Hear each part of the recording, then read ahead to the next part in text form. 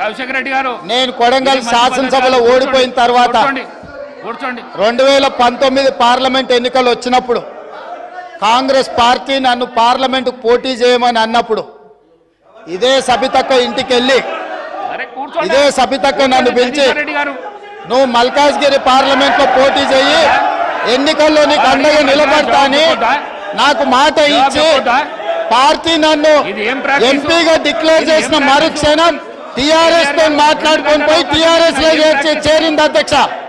తమ్ముడుగా నన్ను పిలిచి మల్కాజ్గిరి పార్లమెంట్ లో ఎన్నికల్లో పోటీ చేయమని నన్ను ప్రోత్సహించి పార్టీ నన్ను ఎన్నికల్లో అభ్యర్థిగా నిర్ణయించిన తర్వాత కేసీఆర్ మాటలకు అధికారం కోసం కాంగ్రెస్ ను వదిలి టీఆర్ఎస్ పార్టీలో చేరి మంత్రి పదవి పొంది తమ్ముని మోసం చేసింది కాబట్టి ఈ రోజు నమ్మొద్దు అని కేటీఆర్ కి చెప్పిన అధ్యక్ష.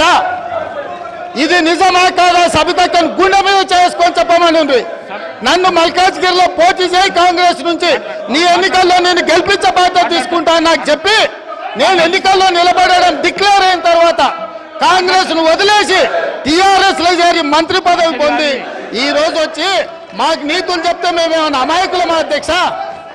కాబట్టి ఇవన్నీ చర్చలు. ఈ రోజు నేను ఏ మాత్రం కూడా వాళ్ళ పేరు తీసుకోకపోయినా మీరు వారికి అవకాశం ఇచ్చిండ్రు. మీరు అవకాశం ఇచ్చినందుకు నేను అభ్యంతరం చెప్పలేదు.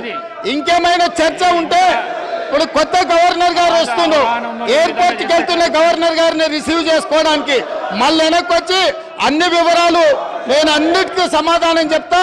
మా డిప్యూటీ చీఫ్ మినిస్టర్ గారు అప్పటి వరకు సభ నడుపుతారు. కొత్త గవర్నర్ గారిని రిసీవ్ చేసుకొని రాజ్భవన్ విడిచిపెట్టి మళ్ళీ సభలోకి వస్తా అధ్యక్ష. అందరికీ కలిపి సమాధానం చెప్తా అధ్యక్ష.